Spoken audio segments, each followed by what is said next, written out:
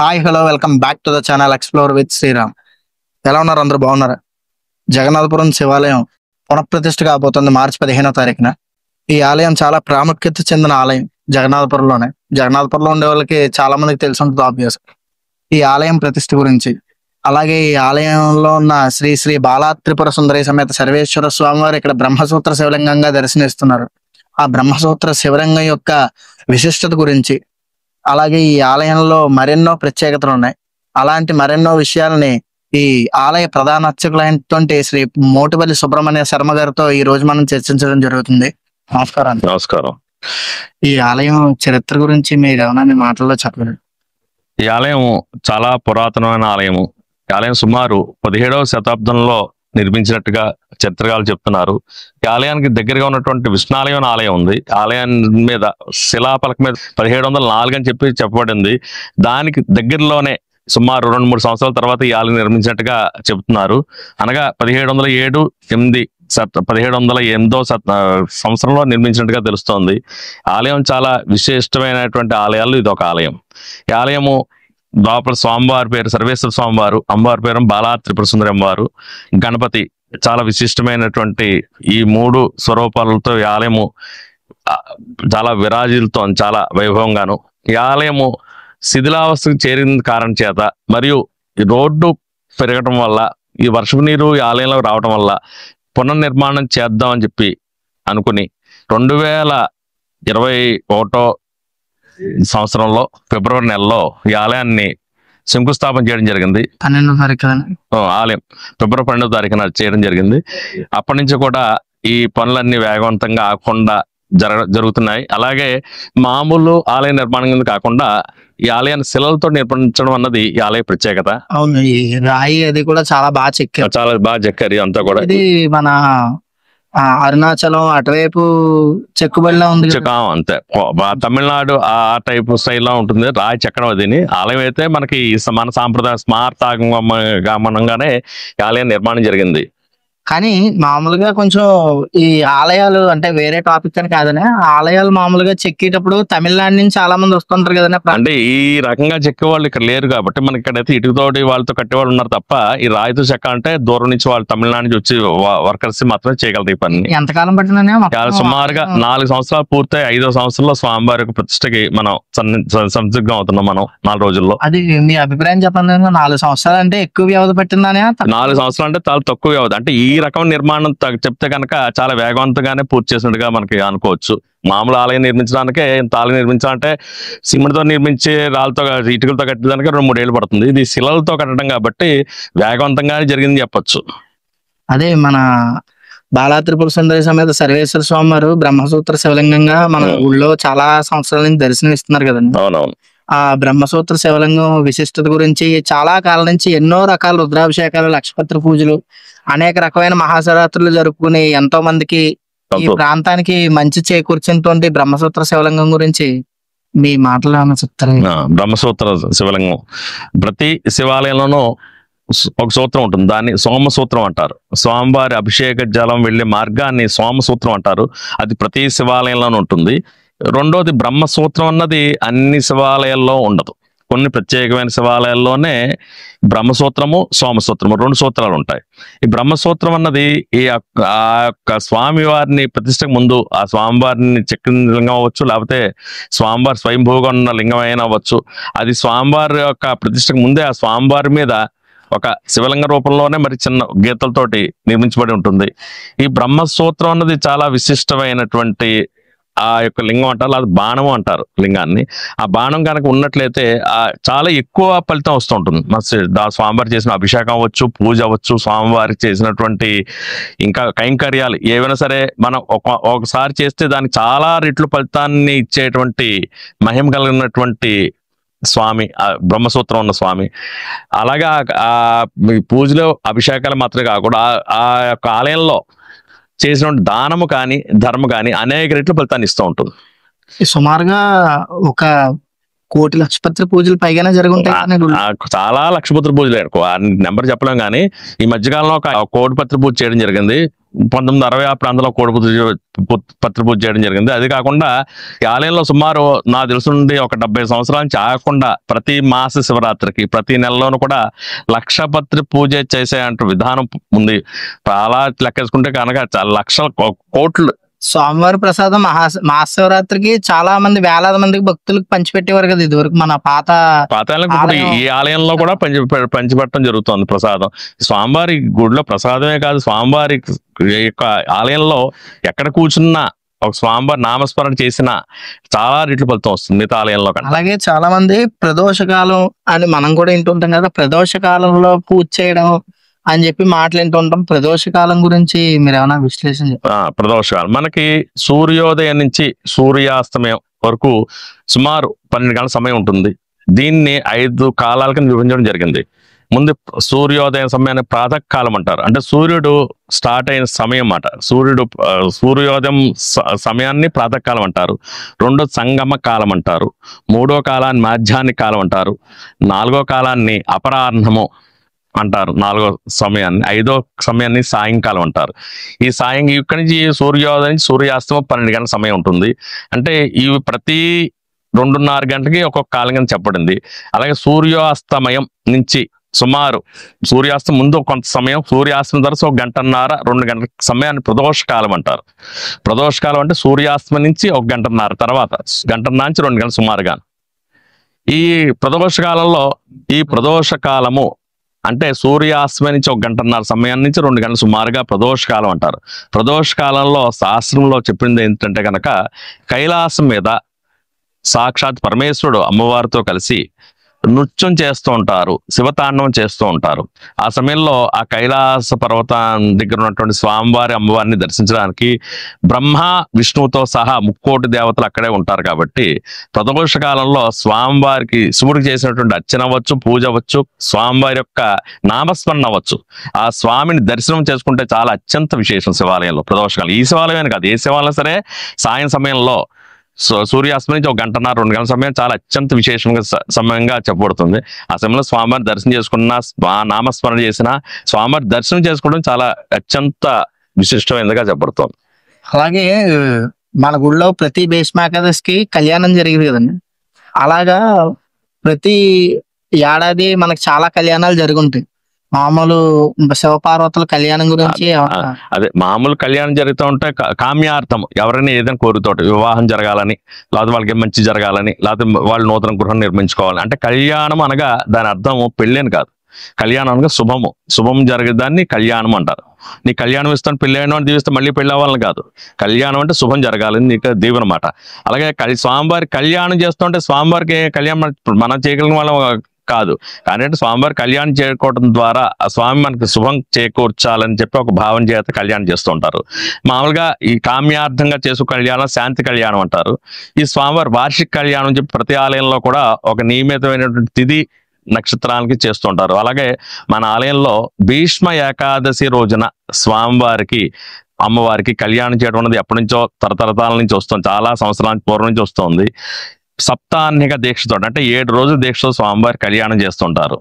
ఈ కళ్యాణం సమయంలో స్వామివారి యొక్క పూజ చేసుకున్నా, స్వామివారి యొక్క దర్శనం చేసుకున్నా, స్వామివారి కళ్యాణం చూసినా కూడా చాలా మంచి శుభ ఫలితాలు జరుగుతూ ఉంటాయి.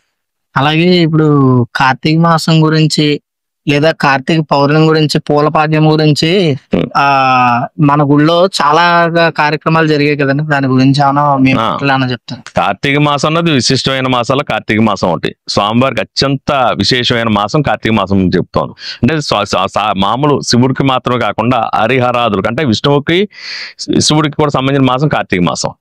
స్వామివారు విష్ణుమూర్తి వారు ఆషాఢ మాసంలో యోగ నిద్రలోకి వెళ్ళి ఈ కార్తీక మాసంలో ఏకాదశి మరుసటి రోజు చిలుకు ద్వాదశి అంటూ ఉంటారు. తులసి మొక్క ఉసిరి మొక్క పెట్టి పూజ చేస్తుంటారు కదా, దాన్ని చిలుకు ద్వాదశి అంటారు. ఆ రోజున యోగ నిద్ర నుంచి స్వామివారు లక్ష్మీ సమేతుడై బృందావనానికి విచ్చేసిన స్వామిని ఆరాధన చేసిన వాళ్ళందరూ కూడా చాలా మంచి ఫలితాలు జరుగుతాయి. కార్తీక మాసంలోనే. అలా కార్తీక మాసం నెల రోజులు శివుడికి అభిషేకం చేసుకోవడం ద్వారా, పూజ చేసుకోవడం ద్వారా, స్వామిని దర్శనం చేసుకోవడం ద్వారా కూడా చాలా విశిష్టంగా చెప్పబడుతూ ఉంటుంది.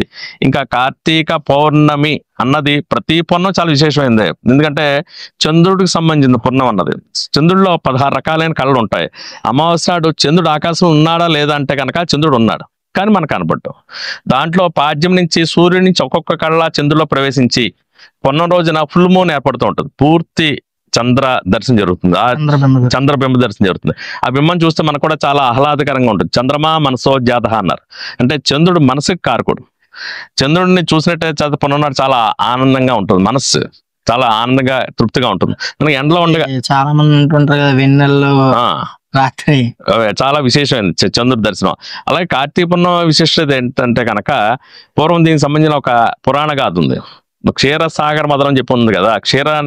క్షీరసాగరం అంటే పాల సముద్రాన్ని చిలకడం ద్వారా అమృతం లభిస్తుంది తెలుసుకున్నటువంటి దేవతలు వాళ్ళొక్కళ్ళు ఆ పని చేయలేక రాక్షస సాయం కోరారు. మన ఇద్దరం కూడా ఆ క్షీరసాగరాన్ని చిలకడం ద్వారా దాంట్లో అమృతం వస్తుంది తెలిసింది కాబట్టి ఆ అమృతాన్ని తీసుకుని మన ఇద్దరు సమానంగా పంచుకుందాం అని చెప్పి వాళ్ళిద్దరు కూడా సరే, అంత క్షీరసాగరంలో ఏది పెట్టి చిలకాలి అని మళ్ళీ ఒక సందేహం వచ్చింది.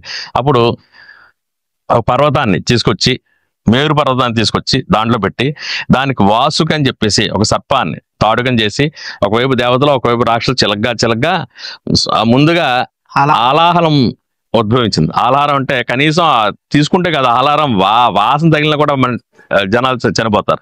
అంత భయంకరమైన ఆలాహలం వస్తే వీళ్ళందరూ దేవతలు రాక్షసులు కూడా అక్కడి నుంచి పారిపోయి ఏం చేయాలని చెప్పి సాక్షాత్ పరమేశ్వరుడు మన దిక్కు అని చెప్పేసి శివుణ్ణి ఆరాధన చేసుకోవడం ద్వారా శివుడు వచ్చి వెంటనే ఆ ఆలాహలాన్ని అంతా కూడా స్వామివారు స్వీకరించారు, నోట్లో తీసుకున్నారు. ఈ విషయం తెలిసిన సాక్షాత్ జగన్మాత అయినటువంటి పార్వతీ తెలిసిన వెంటనే ఆవిడ కంగారు పడిపోయి నా భర్తకి ఏమీ జరగకుండా ఉంటే కనుక కార్తీక పౌర్ణమి ఆవిడ కూడా ఉపవాసం ఉండి అగ్నిలోకి ప్రవేశించి అగ్నిలో తిరుగుతాను స్వామివారితో కలిసి అని చెప్పేసి స్వామివారు మొక్కుకున్నారు. అమ్మవారు అందుకనే స్వామివారికి ఎప్పుడైతే అమ్మవారు అలా సంకల్పం చేసుకున్నారో ఈ విషయం అన్నది పూర్తిగా లోపల గంట వెళ్లకుండా కంఠం దగ్గర ఆగిపోయింది. అందుకే స్వామివారికి కొన్ని ఫోటోలు అవి చూసినట్లయితే కనుక కంఠం దగ్గర నల్లగా ఉంటుంది. అంతవరకు చాలా నామాలు ఉన్నప్పుడు కూడా అప్పటి గరళ కంఠుడు, నీలకంఠుడు అనే ప్రత్యేకమైనటువంటి నామాలు కూడా ఏర్పడ్డాయి. అలాగే మన ఆలయానికి గోపురానికి 5 ప్రాకారాలు ఉన్నాయి. దానికి ఒక్కొక్క ప్రాకారానికి ఒక్కొక్క రకమైన దేవతలు ఉన్నారు. మనకి ఆలయం మన రాజగోపురం కూడా చాలా పెద్ద గోపురంలో కాకినాడ 2-3 గోపురాలే ఉన్నట్టుగా తెలుసు నాకు. దాంట్లో ఒక చాలా పెద్ద స్థాయిలో ఉన్న గోపురం కింద నేను భావిస్తున్నాను. మాక్సిమం ఇది పక్కది 2 ఒక ఎత్తుకున్న గోపురం, సుమారు 60 నుంచి 70 అడుగులు సుమారుగా ఎత్తు ఉన్న గోపురం ఇది. 5 ప్రాకారాలు కలిగి ఉంది. 5 ప్రాకారాల మీద కూడా చాలా విశిష్టమైనటువంటి శిల్పాలతోటి ఆ రోజుల్లోనే మలిచారు శిల్పాలతోటి. మొదటి ప్రాకారం మీద పడమర వైపు సంగీత సాధనాలు, మంగళ వాద్యాలు, సంగీత భంగిమలో ఉన్నటువంటి 2-3 కన్యల్ని నాట్యం చేస్తున్నట్టుగా ఉంది.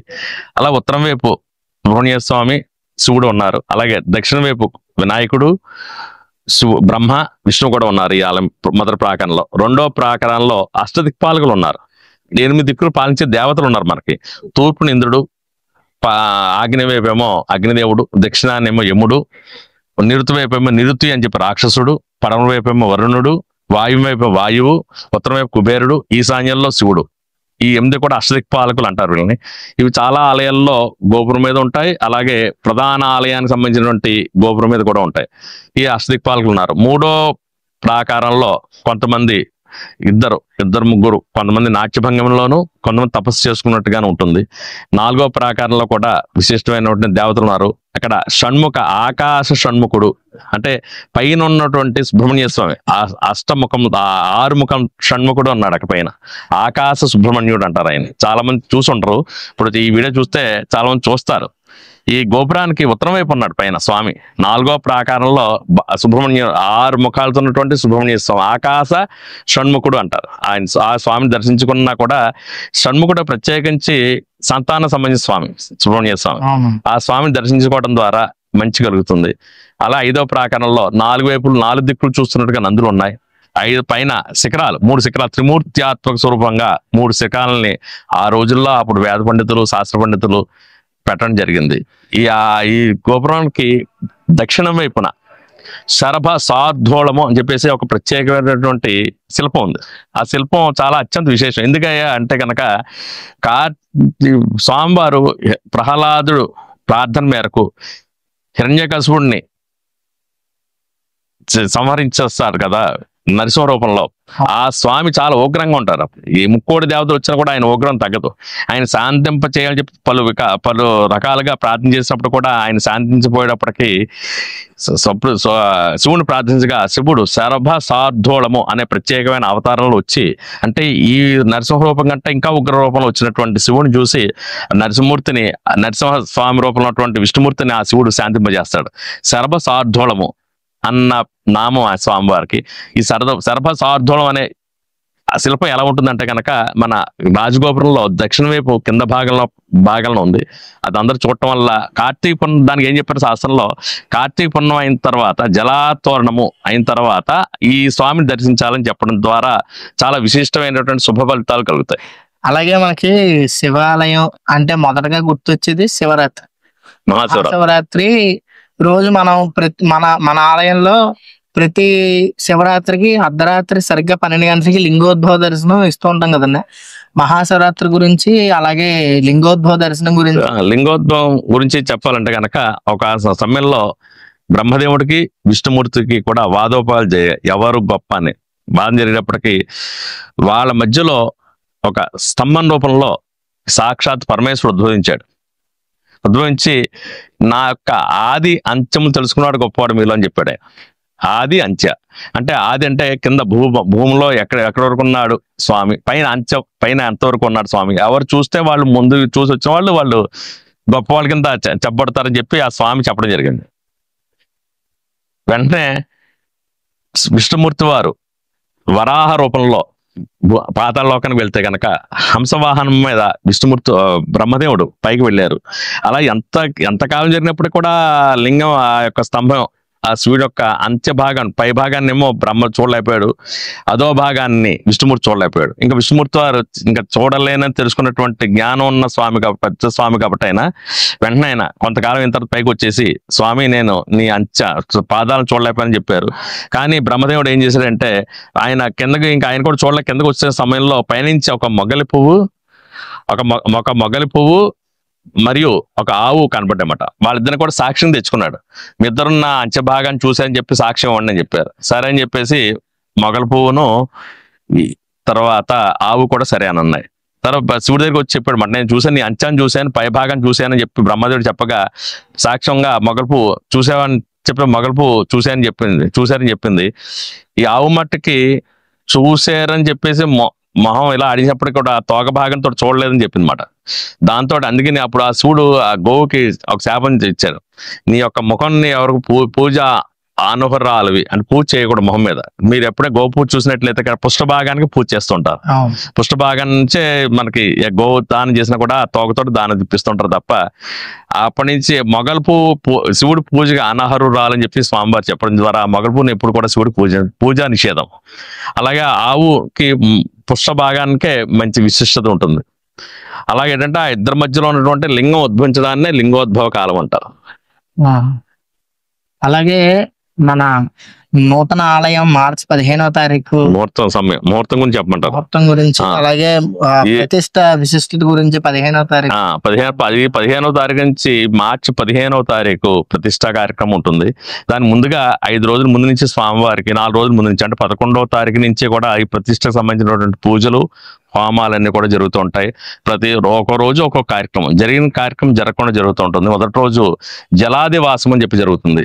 స్వామివారి యొక్క మూల విరాట్ను తీసుకొచ్చి ఒక దేంట్లోనే పెట్టి దాని నిండా నీరు పోయడం ద్వారా భక్తుల చేత నీరు పోయించడం ద్వారా మొత్తం శిలలాన్ని స్వామివారి అంతా కూడా నీటిలో ములిగినట్టుగా దాన్ని జలాదివాసం అంటారు.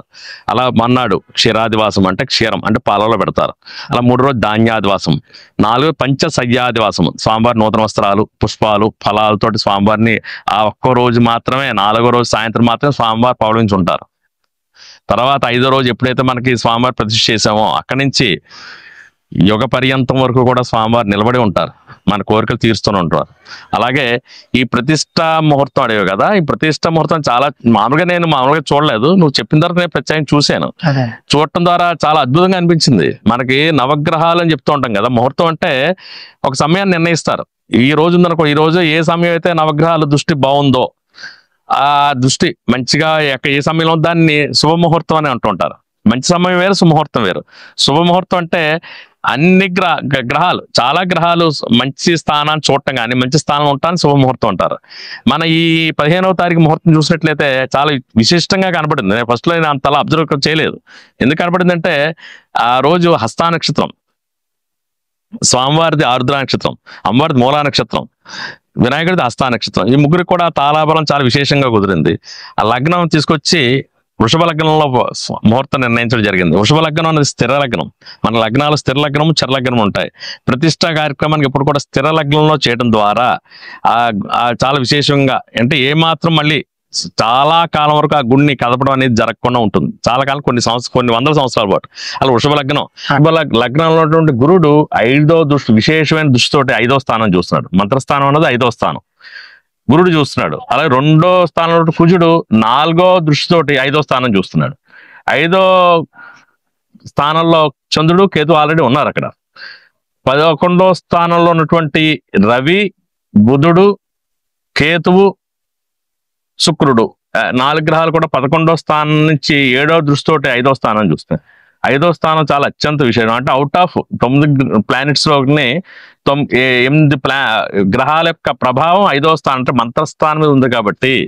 10వ స్థానం ఇంకో గ్రహం ఏంటంటే శని వచ్చి కుంభంలో ఉన్నారు. కుంభంలో శనికి అత్యంత విశేషమైన స్థానం అది. అంటే అత్యంత శుభుడు ఈ లగ్నానికి. అందుకంటే శని ప్రభావం వల్ల కూడా ఈ ముహూర్తానికి అత్యంత విశిష్టత ఏర్పడి ఎక్కువ మంత్ర పూరితమైన ఆలయంగా త్వరలోనే విరాజిల్లుతుందంటంలో ఏ రకమైన సందేహం లేదు. కానీ చాలా సార్లు, ఒక 2-3 సార్లు వరకు పోస్ట్పోన్ అయింది. 2-3 ముహూర్తాలు పెట్టుకోవడం జరిగింది, కానీ ఇదే ముహూర్తాన్ని ఫైనల్ చేయడం జరిగింది. చాలా అద్భుతమైన ముహూర్తం. మనకి తెలియకుండానే స్వామివారే మన చేత నిర్ణయింపజేశారు. మనం చేసాం అనుకుంటే కనుక అది అమాయకత్వం. స్వామి మన చేత ఆ పని చేయించారనుకుంటే ఆ క్రెడిట్ అంతా స్వామివారికి ఎప్పుడైనా సరే మన చేతిలో ఉందనే మన పని మనం చేయగలం. అంతే. అలాగే మీరు చూసారు కదా, ఇప్పుడు దాకా ఎన్నో అద్భుతమైన విషయాలు, అంతకంటే విలువైన ఆయన సమయాన్ని మనకు కేటాయించిన శ్రీ సుబ్రహ్మణ్య శర్మ గారికి నా హృదయపూర్వక ధన్యవాదాలు. అలాగే మీరందరూ కూడా మార్చి 15వ తారీఖు 10:29కి మేము ఎంత పెద్ద వీడియో చేసినందుకైనా, 21 నిమిషాలు 24 నిమిషాల వీడియో ఉంది, కనీసం ఒక 20,000 మంది పైగా రావాలని మనస్ఫూర్తిగా నేను, మా అన్నయ్య కూడా కోరుకుంటున్నాం. మీరు అందరూ కూడా ఎక్కడున్నా, ఎవరెవరు దాకా ఈ వీడియో రీచ్ అయినా, మీరందరూ కూడా ఖచ్చితంగా మార్చి 15వ తారీఖు 10:29 నిమిషాలకి 20,000 మంది పైగా జనాభా మన ఆలయ ప్రతిష్టకి హాజరై ఆ స్వామివారి యొక్క అనుగ్రహాలు పొందాలని కోరుకుంటూ, నమః పార్వతీ పతే హర హర మహాదేవ శంభో శంకర.